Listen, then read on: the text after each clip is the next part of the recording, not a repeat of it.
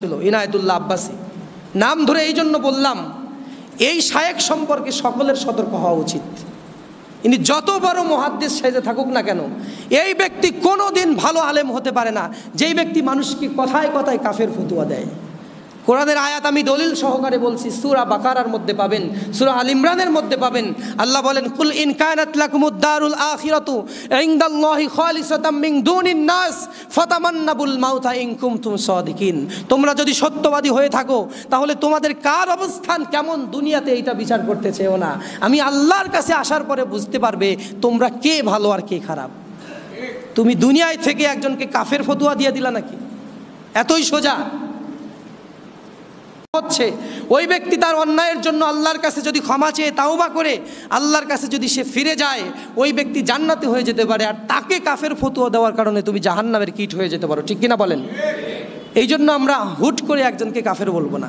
এই ব্যক্তির নাম এই জন্যই বললাম, আপনাদের এখানে সবারই এটা মুখস্থ।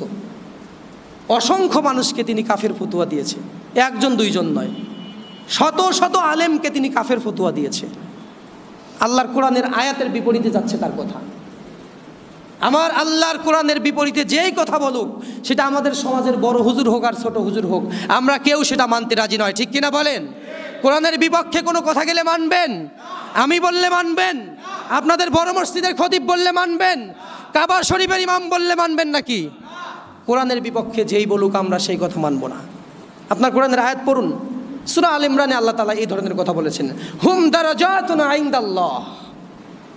তোমাদের প্রত্যেকের জন্য আমি আল্লাহর কাছে একটা স্টেজ রয়েছে, দরজা রয়েছে। কার অবস্থান কেমন, আমি আল্লাহর কাছে একটা নির্দিষ্ট একটা মাপকাঠি রয়েছে, একটা দরজা রয়েছে তোমাদের। হুম দারাজাতুন, দরজা মানে এখানে বোঝানো হয়েছে একটা স্টেজ, একটা মর্যাদা।